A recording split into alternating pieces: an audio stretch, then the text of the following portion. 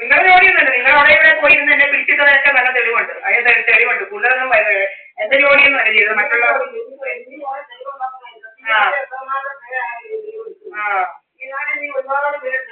എടുക്കുന്നുണ്ട്. എന്താ എടുക്കുന്നുണ്ടെങ്കിലും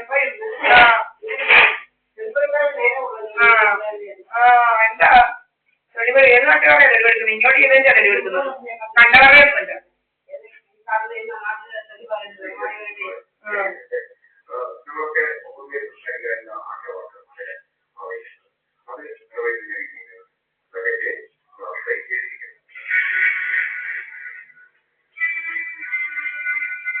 ഉന്നത വിദ്യാഭ്യാസ മേഖലയിൽ ചരിത്രപരമായ കുതിപ്പിലാണ് കേരളം. ആഗോള വിദ്യാഭ്യാസ ഹബ്ബാക്കി കേരളത്തെ മാറ്റാനുള്ള നടപടികളുടെ ഭാഗമായി ആർട്സ് ആൻഡ് സയൻസ് കോളേജുകളിൽ ബിരുദ പഠനം സൗജന്യമാക്കുമെന്ന വിപ്ലവകരമായ പ്രഖ്യാപനം ഉടൻ യാഥാർത്ഥ്യമാവുകയാണ്. നമുക്കൊക്കെ അറിയാവുന്നതുപോലെ കേരളത്തിലാണ് ഈ രാജ്യമായിട്ട് ഈ പ്രൈമറി വിദ്യാഭ്യാസം സൗജന്യമാക്കിയത്. ആദ്യത്തെ കമ്മ്യൂണിസ്റ്റ് മന്ത്രിസഭ നേതൃത്വം ആദ്യത്തെ കമ്മ്യൂണിസ്റ്റ് മന്ത്രിസഭയാണ് അത് ചെയ്തത്. പിന്നെ നമുക്ക് വിദ്യാഭ്യാസ മേഖലയിൽ ഒട്ടേറെ പരിഷ്കരണങ്ങളാണ് എല്ലാ തരത്തിലുള്ള ചെയ്തത്.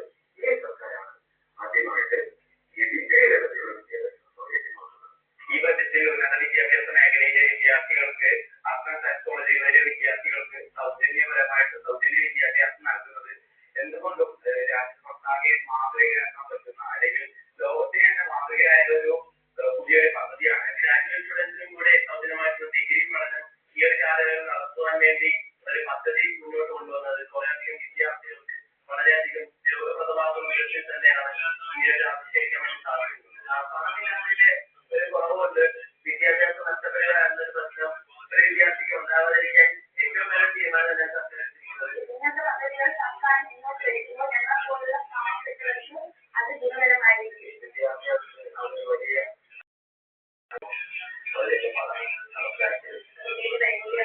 ആർക്കും ഈ പറയുന്ന ഒരു പ്രയാസം കൊടുക്കപ്പെടുന്നു പറയുന്നത് പെൺകുട്ടി ആയതുകൊണ്ടോ അല്ലെങ്കിൽ അതിന്റെ ഒരു പ്രയാസം ഉള്ളതുകൊണ്ടോ അല്ല. എല്ലാവർക്കും ഇഷ്ടമായിട്ടാണ് ആഗ്രഹിക്കുന്നത്.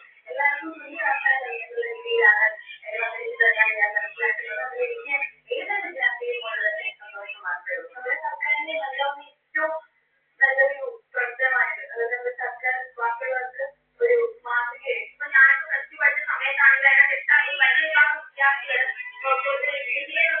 ഉന്നത വിദ്യാഭ്യാസത്തിലേക്ക് കടക്കാനുള്ള സ്വപ്നമാക്കിയ നടക്കുന്ന വിദ്യാർത്ഥികൾ അവരാണ് വിദ്യാർത്ഥി തീരുമാനത്തിൽ ഏറ്റവും നല്ല ഗുണവത്തകൾ അനുഭവിക്കുന്നത്. യുവതിയാകുന്ന കുട്ടികൾ പൈസയുടെ മുന്നോട്ട് വന്നിട്ട് പഠിക്കാണ്ട് വിദ്യാഭ്യാസ ക്ലാസ്സുകളിലേക്ക് വിളിച്ചു പോകുമ്പോൾ അവരെല്ലാം പുതിയ തലമുറയിലുള്ള വിദ്യാഭ്യാസം തീർത്തും സൗജന്യമാക്കുന്നതായിട്ടുള്ള ഒരു അഭിമാനകരമായ അല്ലെങ്കിൽ നമുക്ക് ചരിത്രത്തിൽ തന്നെ മനസ്സിലാക്കാൻ വേണ്ടി കഴിയുന്ന തരത്തിലുള്ള ഒരു പ്രഖ്യാപനമാണ് ഉണ്ടായിട്ടുള്ളത്.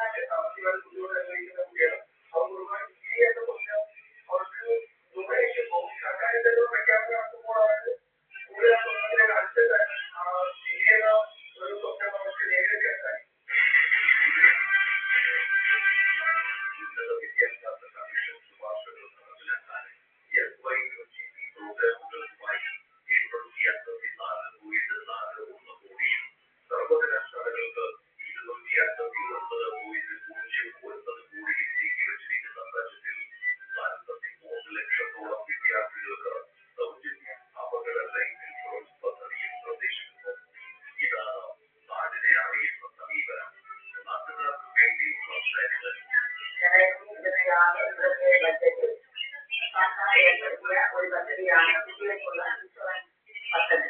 1 മുതൽ 12ാം ക്ലാസ് വരെ പഠിക്കുന്ന കുട്ടികൾക്ക് സ്കൂളിൽ വെച്ച് എന്തെങ്കിലും അപകടം ഉണ്ടായാൽ അതിനെ ഇൻഷുറൻസ് ഏർപ്പെടുത്തുകയാണ് ഈ പദ്ധതിയിലൂടെ നമുക്ക് മനസ്സിലാവുന്നത്. ഇപ്പോൾ ഇത്തരത്തിലുള്ള ഇൻഷുറൻസ് ഏറെ ആശ്വാസം നൽകുന്ന ഒന്ന് തന്നെയാണ്. എന്തുകൊണ്ട് ഈ ഒരു ഇൻഷുറൻസ് എല്ലാവർക്കും ഉപകാരമാണ്. കുട്ടികളുടെ ക്ഷേമത്തിലും അവരെ ആരോഗ്യത്തിലും സംരക്ഷണത്തിലും ഇങ്ങനെ ഇൻഷുറൻസ് വളരെയധികം ഒരു സഹായമാണ്.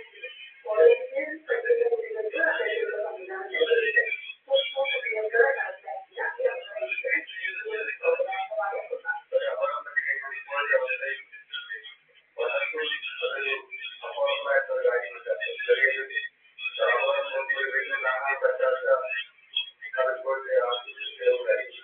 അതുകൊണ്ട്